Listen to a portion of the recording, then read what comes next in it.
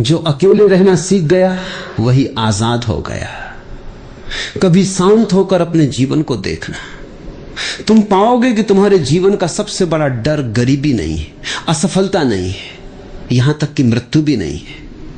तुम्हारा सबसे बड़ा डर है अकेले रह जाना, क्योंकि बचपन से तुम्हें यही सिखाया गया कि तुम्हारी खुशी किसी और के साथ जुड़ी हुई है।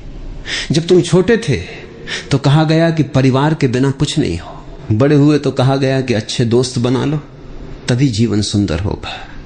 फिर बताया गया कि प्रेम मिल जाए तो जीवन पूरा हो जाएगा, और धीरे धीरे तुम्हारे भीतर यह विश्वास बैठ गया कि तुम अपने आप में कभी पूरे हो ही नहीं सकते, तुम्हें हमेशा किसी न किसी की जरूरत है।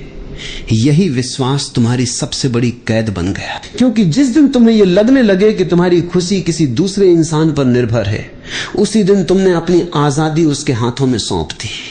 फिर वो चाहे तुम्हें प्रेम दे या उपेक्षा, सम्मान दे या अपमान, तुम्हारा मन उसी के इशारों पर नाचने लगता है। तुम ये समझ ही नहीं पाते कि तुम जी नहीं रहे हो, तुम केवल दूसरों की प्रतिक्रियाओं के अनुसार अपने भीतर मौसम बदल रहे हो। मैं तुमसे कहता हूं, अकेलापन कोई समस्या नहीं है, समस्या यह है कि तुमने अपने आप से कभी परिचय ही नहीं किया। तुम पूरी दुनिया को जानते हो लेकिन स्वयं को नहीं जानते। तुम लोगों के चेहरे पहचानते हो लेकिन अपने भीतर का चेहरा कभी नहीं देखा। जब भी तुम्हें कुछ पल अकेले रहने का अवसर मिलता है, तुम तुरंत अपने चारों ओर शोर पैदा कर लेते हो। कभी मोबाइल उठा लेते हो, कभी संगीत चला लेते हो, कभी किसी से बात करने लगते हो, कभी सोशल मीडिया में खो जाते हो।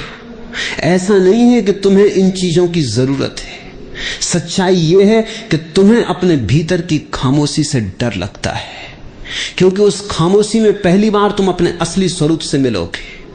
वहां तुम्हें वो इंसान दिखाई देगा जो सालों से दूसरों को खुश करने की कोशिश करते करते खुद को भूल चुका है। वहां तुम्हें अपने सारे अधूरे सपने दिखाई देंगे, अपने सारे दबे हुए आंसू दिखाई देंगे, अपनी सारी नकली मुस्कानें दिखाई देंगी। इसलिए मन तुम्हें कभी शांत नहीं रहने देता, वो हर समय तुम्हें किसी न किसी व्यस्तता में उलझाए रखना चाहता है, क्योंकि उसे पता है कि जिस दिन तुम सचमुच अपने भीतर उतर गए, उस दिन उसका खेल खत्म हो जाएगा।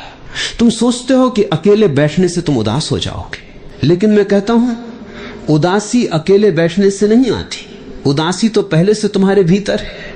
फर्क सिर्फ इतना है कि भीड़ में तुम उसे देख नहीं पाते। भीड़ तुम्हें कुछ समय के लिए भुला देती है कि तुम्हारे भीतर कितना खालीपन है। इसलिए लोग भीड़ को पसंद करते हैं, पार्टियों को पसंद करते हैं, लगातार लोगों के बीच रहना पसंद करते हैं। लेकिन ध्यान रखना, जो चीज तुम्हें कुछ देर के लिए तुम्हारा दुख भुला दे, वो तुम्हारा उपचार नहीं है।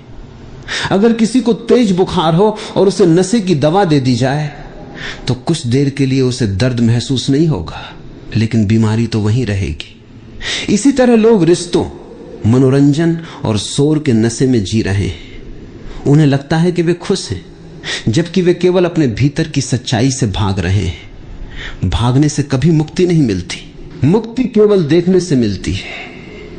जिस दिन तुम बिना भागे अपने भीतर बैठ सकोगे, उसी दिन तुम्हारा परिवर्तन शुरू होगा। याद रखना, अकेले रहने का अर्थ दुनिया छोड़ देना नहीं है। इसका अर्थ यह भी नहीं कि तुम लोगों से प्रेम करना बंद कर दो। इसका अर्थ केवल इतना है कि तुम्हारी खुशी अब किसी दूसरे की मौजूदगी पर निर्भर न रहे। यदि कोई तुम्हारे जीवन में आए तो अच्छा है, यदि चला जाए तो भी तुम्हारा आकाश वैसा ही खुला रहे, क्योंकि जिसने अपने भीतर आनंद का स्रोत खोज लिया, उसके लिए कोई भी व्यक्ति उसकी खुशी का मालिक नहीं बन सकता। वो लोगों से प्रेम करता है लेकिन उनसे चिपकता नहीं, वो रिश्ते निभाता है लेकिन उनमें खोता नहीं, वो साथ का आनंद लेता है लेकिन अकेले होने से डरता नहीं।